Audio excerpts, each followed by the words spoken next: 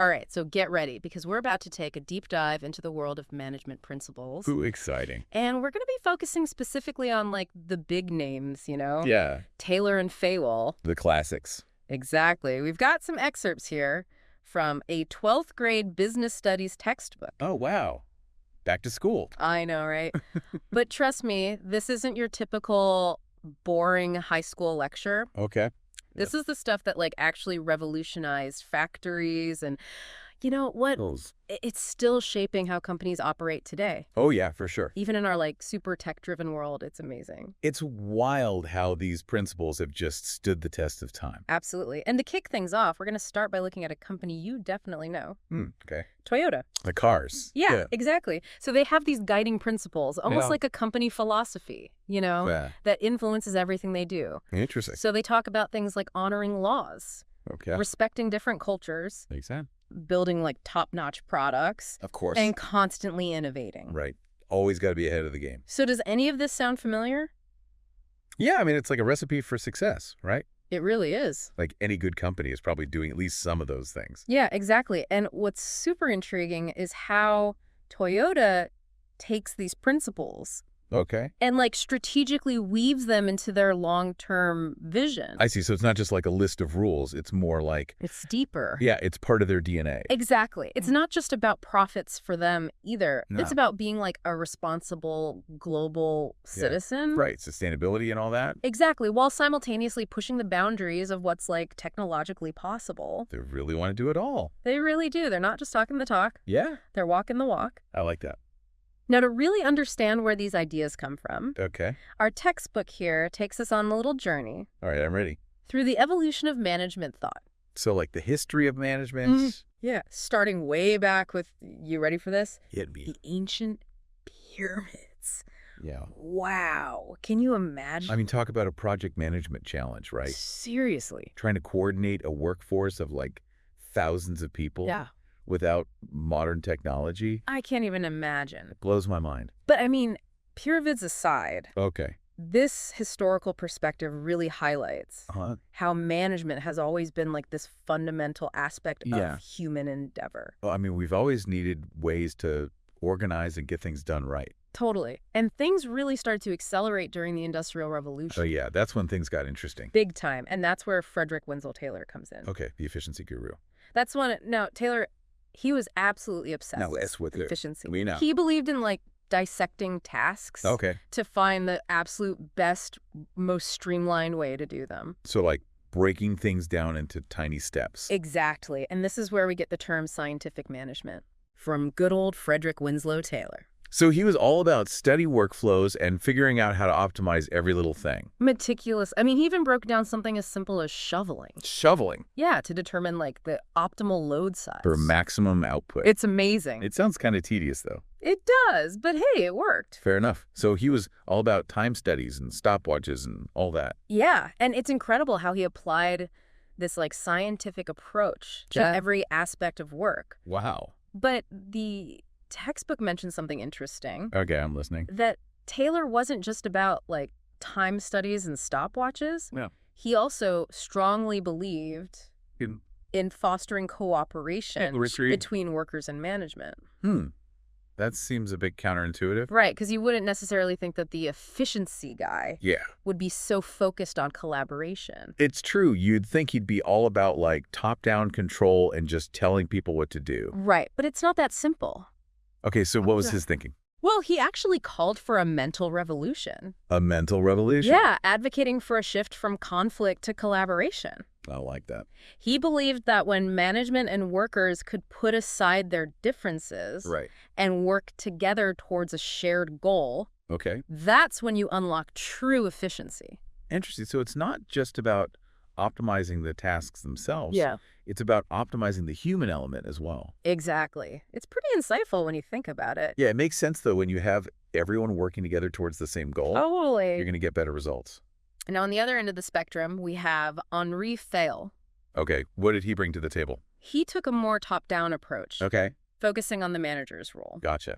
You've probably heard of Fayol's famous 14 principles of management. Oh, yeah, I've vaguely remember those from school. They're pretty legendary. And what's remarkable Right. is that some of those principles are still incredibly relevant even today. Seriously. Things like clear communication, fair compensation, Uh-huh. and recognizing employee initiative. Right. Those are like timeless concepts. Totally. Any good manager knows those are crucial. For sure. But then there are principles like unity of command, Yeah, where you only report to one boss. right. I mean, that might have worked back then, Yeah. but in today's world, It's a little different. it's a bit outdated, don't you think? I mean, in today's world with With everything going on. matrix organizations Yeah. and agile teams, It feels a bit clunky.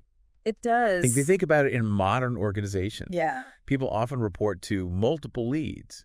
All the time? It creates like this complex web of relationships. So while Fayol's principles provide like a solid foundation, They do? they definitely need to be adapted Yeah. to the complexities of the modern workplace. It's like having a classic recipe. Okay. You start with the core ingredients, Yeah. but then you adjust the measurements and techniques Right. based on what you're making. I like that analogy. And to your point, the textbook even highlights What's that? how some of Fayol's ideas have evolved. Oh, interesting. So they're not set in stone.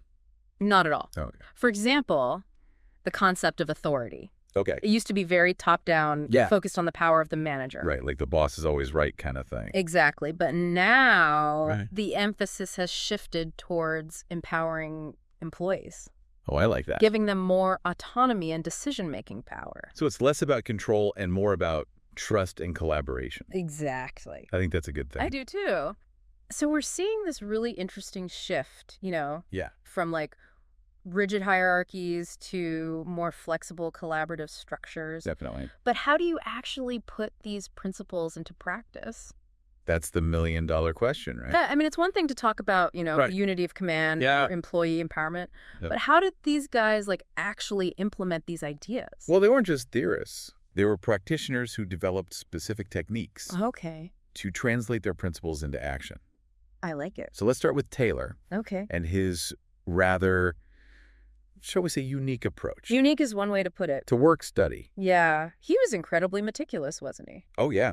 I mean, he was using stopwatches and even like special symbols Wow. to track every single movement. It's amazing. He was relentless Relentless. in his pursuit of efficiency. I can appreciate that. There's this famous story about him studying bricklaying. Bricklaying. Yeah, so he meticulously broke down the process Okay. into 18 separate motions, 18. and then he figured out how to eliminate the unnecessary ones, Oh, wow. reducing it to just 5 motions. That's incredible. Talk about streamlining. But his focus wasn't just on speed, was it? No, Right. not at all. Yeah. I mean, you can't just push people to work faster and faster Right. without considering the human cost. Exactly. Taylor was actually quite ahead of his time Really? in recognizing that worker well-being was essential for both efficiency and productivity. That's interesting. He considered factors like fatigue Okay. and designed tools and workflows Yeah. to minimize strain on the workers. So he was kind of like a proto-ergonomist? You could say that. In a way. He understood that to optimize output, Yeah. you need to optimize the human element as well. I like that a lot. And then there's his differential piece rate system, Yeah. which was quite controversial back in the day. It was basically a performance-based pay system, right? Precisely, workers who exceeded the standard output Yeah. got paid a higher rate. So the idea was, If you work harder and produce more, right, you should be rewarded accordingly. makes sense. But this system also drew criticism. Of course. Some argued that it created an overly competitive environment I see. and could even pit workers against each other. Yeah, so even though the intention might have been good, Right. the implementation could have some unintended negative consequences. It's a good point. It just goes to show that even the most well-intentioned techniques Yeah. need to be carefully considered and adapted to the specific context. For sure. Now, shifting gears to Fayol, Okay. he had this concept called esprit de corps, Esprit de corps. which is all about fostering teamwork and unity. Okay, so it's kind of like the modern idea of team spirit. Exactly, getting everyone on the same page, Yes. working towards a shared goal. And Fayol believed that a strong sense of camaraderie Yeah, and shared purpose was absolutely essential Essential. for organizational success. absolutely.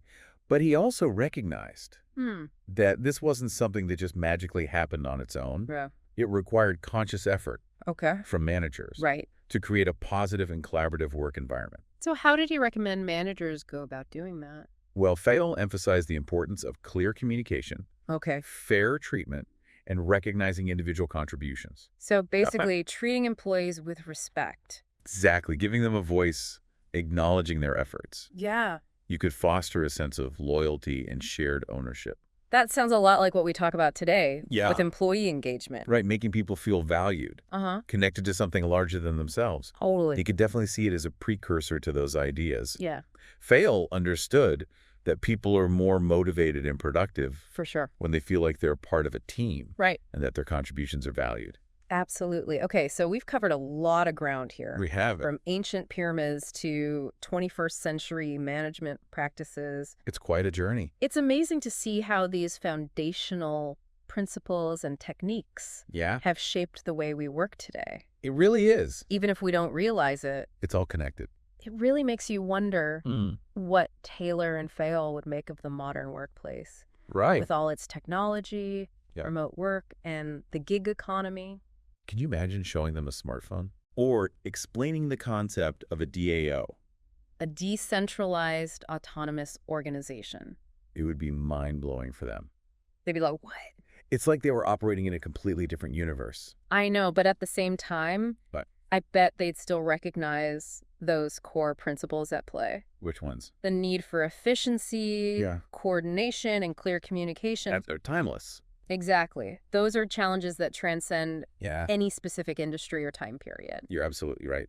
The tools and technologies may change, For sure. but the fundamental challenges Yeah. of managing people and getting work done effectively, They remain remarkably similar. it's like they laid the groundwork and we're building upon it, Yeah. trying to figure out how to apply these like age-old principles Right. in a world that's changing faster than ever before. Absolutely. And, the textbook even points out What's that? how some of Fayol's principles, Okay. like stability of tenure, Right. might not be as relevant in today's fast-paced job market. That's true. Back then, it was common for people to stay with one company. Yeah, like their whole careers. Exactly. Right. But these days, It's much more common to switch jobs every few years. especially in fields like tech, Oh, yeah, for sure. so instead of stability, And maybe the focus now is on adaptability right, and continuous learning. it's less about finding a job for life Yeah, and more about constantly evolving your skill set. to stay ahead of the curve, Exactly. which probably changes the way companies approach training and development. For sure, it's not just about onboarding new hires anymore. Right. It's about providing ongoing opportunities Yeah. for upskilling and reskilling. It's a continuous process, It has to be. especially with technology evolving so rapidly. Totally. Employees need to be constantly learning and I adapting. think they're relevant. Okay, so let's play a little thought experiment here. Okay. I like If Taylor and Fayol were to magically reappear today All right. and update their management playbooks, Yeah. For the 21st century, Let's see. what new principles do you think they'd add? It's a fascinating question. It is. Given the amount of data we have access to these days, It's insane. I think they definitely emphasize the importance of data-driven decision-making. Makes sense. I mean, we're swimming in data. We are. And being able to analyze it effectively Yeah. to make informed choices Right. is critical in almost every aspect of business. Totally. And I think they'd also recognize the importance of something Okay. that wasn't really on their radar back then. What's it? Emotional intelligence, particularly for leaders. You're talking about the ability to understand and manage emotions. Both your own and those of others. Yeah. It's become crucial For sure. for building strong teams, Yeah. navigating complex interpersonal dynamics, Right. and leading effectively in today's collaborative and interconnected workplace. So we've journeyed from the ancient pyramids All the way. to the digital age, exploring the enduring principles of management Yeah. and how they've evolved over time. It's incredible to see how these ideas continue to shape the way we work, Right. even in a world that's vastly different from the one Taylor and Fayol knew. And it's a journey that's still unfolding. Absolutely. As the world of work continues to evolve, Yeah. so too will the principles and practices of management. That's why it's so important to keep exploring, Right. keep learning, and keep adapting. Couldn't agree more. Because as Taylor and Fayol taught us, The best managers are those who can combine these timeless principles Yeah. with a forward-thinking mindset. Always looking for ways to improve and evolve. Exactly. And on that note, Okay. we'll leave you with one final thought to ponder. Okay, shoot. If you were to add a 15th principle to Fayol's list, what would it be? Hmm. Something relevant to the challenges and opportunities of today's world. I like it. Think about it Okay, we'll do. and let us know what you come up with. Until next time.